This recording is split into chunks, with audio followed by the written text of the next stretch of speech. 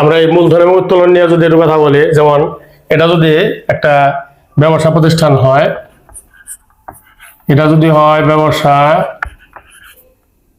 প্রতিষ্ঠান এবং আমরা যদি হই প্রতিষ্ঠানের ম্যানেজার, এটা হলো একটা ব্যবসা প্রতিষ্ঠান আর আমরা হলাম ব্যবসা প্রতিষ্ঠানের একজন ম্যানেজার বা প্রতিষ্ঠানের সমস্ত কার্যাবলী কিন্তু একজন ম্যানেজারকে ঘিরেই হয়ে থাকে।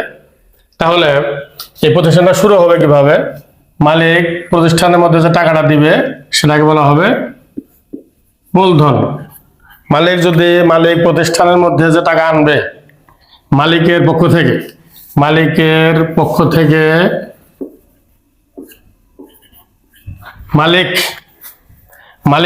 থেকে যে টাকা প্রতিষ্ঠানে আসবে সেটা হবে মূলধন।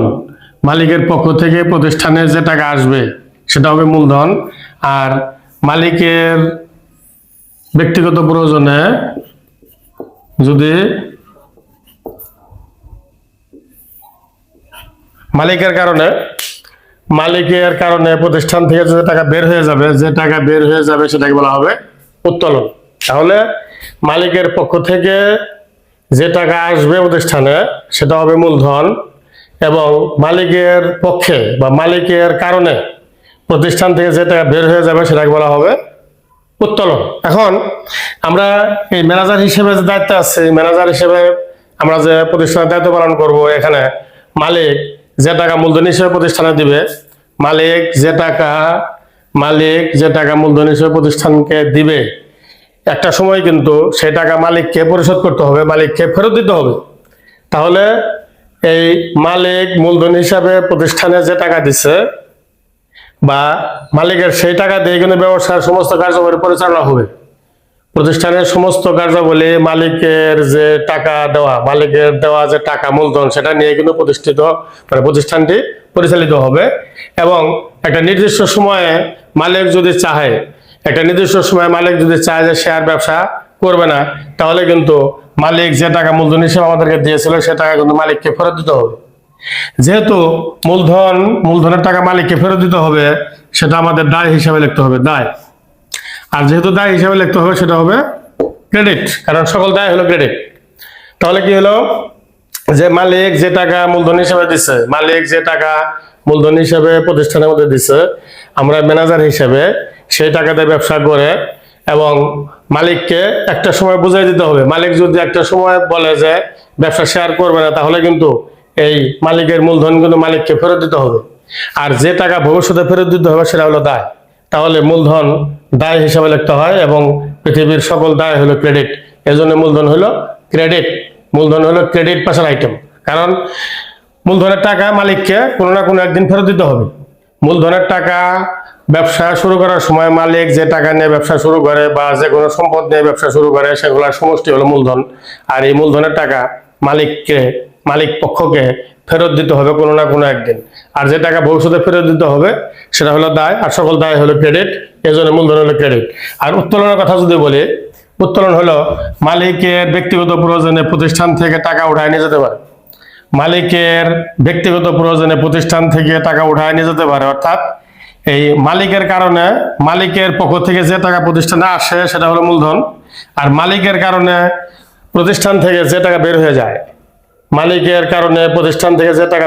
যায়, সেটা হলো উত্তোলন। এখন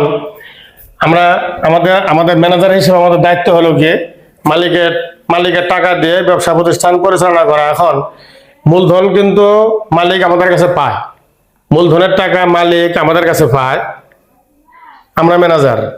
আর উত্তোলন হলো আমরা মালিকের কাছে পাই। তাহলে মূলধন হলো মালিক আমাদের কাছে পায় আর উত্তোলন হলো আমরাই মালিকের কাছে পাই। তাহলে আমাদের কাছে পায় সেটা হলো দায়, সেটা হলো ক্রেডিট। আর আমরা যারা মালিকের কাছে পাই সেটা হলো সম্পদের মতো সম্পদ এবং সেটা হবে ডেবিট। তাহলে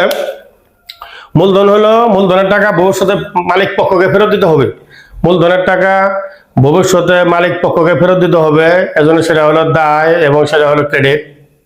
এবং উত্তোলনের টাকা কিন্তু ভবিষ্যতে ফেরত দেওয়া লাগবে না, সেটা ভবিষ্যতে আদায় হবে। মালিক মূলধনের টাকা থেকে মালিক যদি উঠায় নিয়ে যায়, সেটা আদায় না হলে মূলধন থেকে বাদ দিতে হবে, মূলধন থেকে বাদ দিয়ে মালিককে পরিশোধ করতে হবে। অর্থাৎ মূলধন হলো মালিক আমাদের কাছে পায়, মালিক আমাদেরকে দিচ্ছে ব্যবসা করার জন্য, আমরা ম্যানেজার। তাহলে মালিক মূলধন আমাদেরকে দিচ্ছে ব্যবসা করার জন্য, আর উত্তোলন হলো মালিক ব্যক্তিগত প্রয়োজনে উঠায় নিয়ে গেছে। অর্থাৎ আমি যেটা বলতে চাইছি সেটা হলো কি, যে মূলধন হলো মালিক আমাদের কাছে পায়, আমরা হলাম প্রতিষ্ঠানের ম্যানেজার। তাহলে মূলধন হলো মালিক আমাদের কাছে পায়, এটা মালিককে ভবিষ্যতে পরিশোধ করতে হবে, সেটা হলো দায়। আর উত্তোলন হলো আমরাই মালিকের কাছে পাই, আমরা ম্যানেজার হিসেবে আমরাই মালিক বা মালিক পক্ষের কাছে আমরাই টাকা পাই, সেটা হলো উত্তোলন, সেটা হলো সম্পদ এবং সেটা হবে ডেবিট।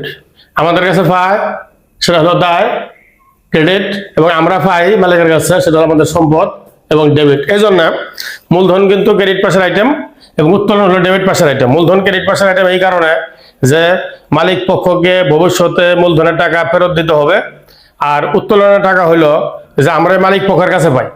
মূলধন হলো মালিক আমাদের কাছে পায়, এজন্য দায়, এজন্য ক্রেডিট, আর উত্তোলন হলো আমরাই মালিকের কাছে পাই, এজন্য সম্পদ হিসেবে সেটাকে ডেবিট করতে হয়।